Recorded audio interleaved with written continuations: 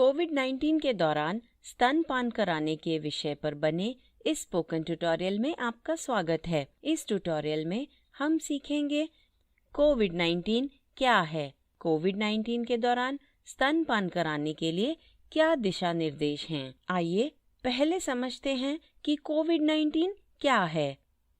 कोविड-19 एक संक्रमित बीमारी है जो कोरोना वायरस नाम के वायरस से होती है।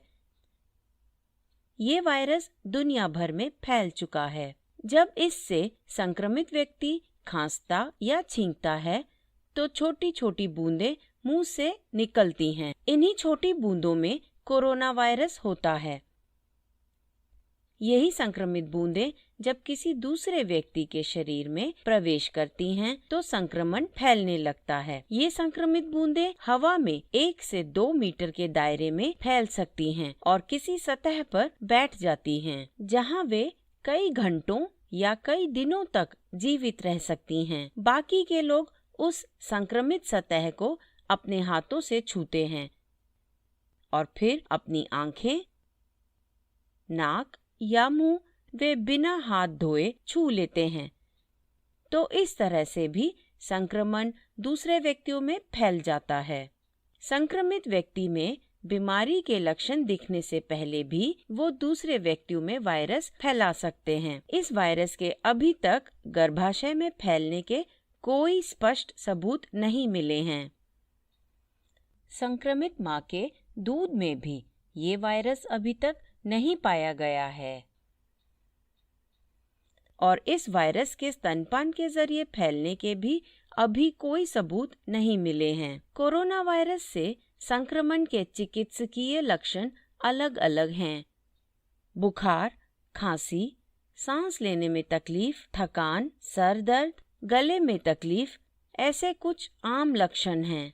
उल्टी होना, दस्त लगना, छींके और आंख आना कुछ असामान्य लक्षण हैं। ऐसा भी हो सकता है कि संक्रमित व्यक्ति में ऐसे कोई भी लक्षण दिखाई ना दें। नवजात और शिशुओं को कोविड-19 से खतरा कम है। छोटे बच्चों में कोविड-19 के बहुत कम पक्के केस सामने आए हैं।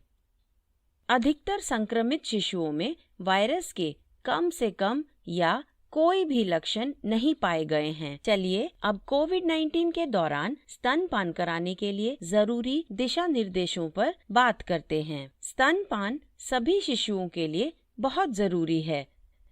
इसमें कोविड-19 से संदिग्ध या संक्रमित माँओं से जन्म लेने वाले शिशु भी शामिल हैं और इसमें वे शिशु भी शामिल हैं जो कोविड-19 से संक्रमित या संदिग्ध हैं। सभी शिशुओं को शिशु आहार दिशा निर्देशों के मानकों के हिसाब से आहार मिलना चाहिए। शिशु के जन्म के 1 घंटे के भीतर ही स्तनपान की शुरुआत हो जानी चाहिए और 6 महीने तक सिर्फ स्तनपान जारी रखना चाहिए। यदि जरूरी हो तो माँ के स्तन से निकाला हुआ दूध भी शिशु को पिलाया जा सकता है। शिशु के 6 महीने की उम्र पूरी होने पर पूरक आहार की शुरुआत करनी चाहिए और स्तनपान शिशु के 2 साल का होने तक जारी रखना चाहिए। स्तनपान कराना, स्तनों से निकाला हुआ दूध पिलाना और पूरक आहार खिलाना जरूरी कौशल हैं। हमारे दूसरे ट्यूटोरियल में इन विषयों पर बात की गई है। कृपया हमारे वेबसाइट पर जाकर आप हेल्थ एंड न्यूट्रिशन श्रृंखला में जरूरी वीडियो जरूर देखें। कोविड-19 के दौरान शिशु को आहार देने में साफ सफाई का विशेष ख्याल रखना चाहिए। शिशु को छूने से पहले और बाद में माँ को 20 सेकंड तक अपने हाथ धोने चाहिए। माँ को स्तनपान कराने और स्तन से निकाला हुआ दूध पिलाने से पहले और बाद में भी हाथ धोने चाहिए। हाथ साफ करने के लिए अल्कोहल वाले सैनिटाइजर का इस्तेमाल भी कर सकते हैं। अगर माँ कोविड-19 की संदिग्ध या संक्रमित मरीज हैं तो उन्हें मेडिकल मास्क की जरूरत होगी। स्तनपान कराते समय माँ को मास्क पहनना चाहिए और स्तन से निकाला हुआ दूध पिलाते समय भी मास्क के नम होते ही तुरंत उसे बदल देना चाहिए। इस्तेमाल किया हुआ मास्क तुरंत कूड़ेदान में फेंक देना चाहिए। इसे दोबारा इस्तेमाल नहीं करना चाहिए। माँ को मास्क के बाहरी सतह कभी नहीं छूनी चाहिए। उसे मास्क को पीछे से निकालना चाहिए। अगर ऐसा हो जाए कि मेडिकल मास्क उपलब्ध ना हो, तो उस समय माँ को टिश्यू पेपर या एक साफ कपड़ा या एक रुमाल का इस्तेमाल करना चाहिए। माँ को छींकते और खांसते वक्त इसे चेहरे पर लगा लेना चाहिए। फिर इसे तुरंत कूड़ेदान में फेंककर अपने हाथ धो लेने चाहिए। गंदा टिश्यू पेपर या कपड़ा या रुमाल जितनी जल्दी हो सके बदलते रहना चाहिए। अगर मेडिकल मास्क ना उपलब्ध हो तो कपड़े से बने मास्क भी इस्तेमाल कर सकते हैं। माँ को हर बार दूध पिलाने से पहले स्तन को धोने की जरूरत नहीं है, लेकिन खांसते या छींकते समय छाती पर बूंदें पड़ जाएं तो स्तन साफ कर लेने चाहिए। स्तन को धोने के लिए साबुन और गर्म पानी से कम 20 सेकंड तक सफाई करनी चाहिए।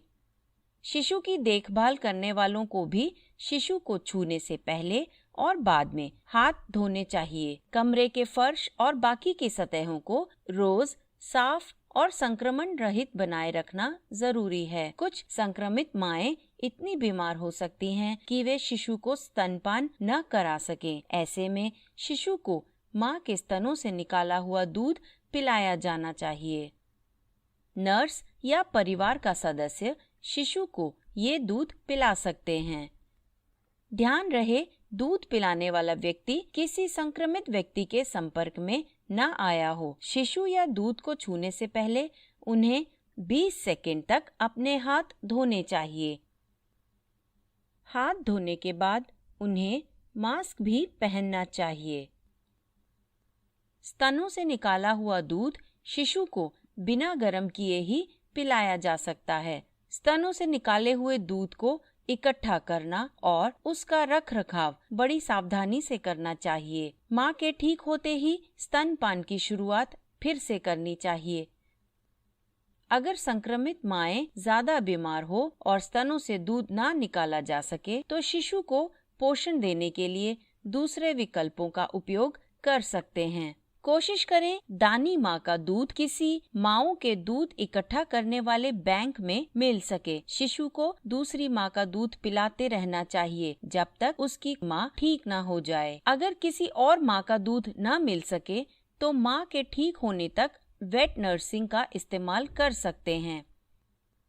वेट नर्सिंग का मतलब है शिशु को किसी दूसरी माँ द्वारा स्तनपान कराया जाना।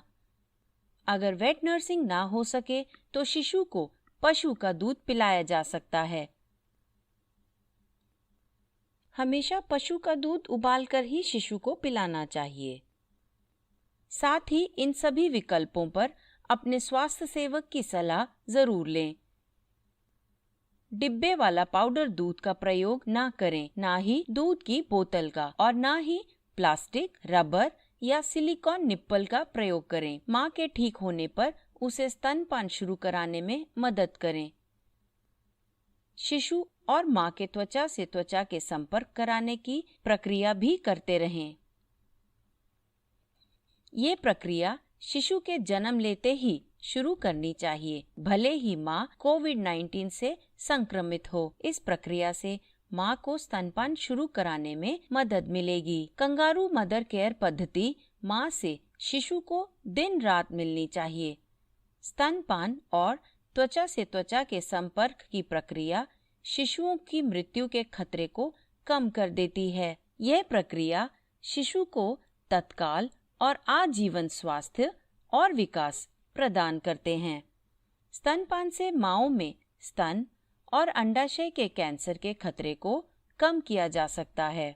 ये सभी लाभ विशेष मायनों में उनके संक्रमित होने के खतरे से कई ज्यादा बड़े हैं। आखिर में माँ और परिवार के सदस्यों को चिंताजनक लक्षणों के बारे में भी जरूर सलाह देनी चाहिए। उन्हें शिशु में चिंताजनक लक्षण देखने के लिए प्रशिक्षित किया जाना चाहिए। अगर उन्हें ऐसे लक्षण दिखें तो उन्हें तुरंत डॉक्टर को बताना चाहिए। इस ट्यूटोरियल में दिए गए दिशा निर्देश अभी तक उपलब्ध सीमित सूचना पर आधारित हैं। जैसे ही नई जानकारी उपलब्ध होगी वैसे ही कुछ सुझावों में बदलाव किया जा सकता है। कृपया इन दिशा निर्देशों का उपयोग नवीनतम सरकारी अधिनियमों के साथ करें। इसी के साथ यह ट्यूटोरियल समाप्त होता है। यह स्क्रिप्ट विनय कुमार द्वारा अनुवादित है। IIT बॉम्बे से मैं बेला टोनी आपसे विदा लेती हूँ। हमसे जुड़ने के लिए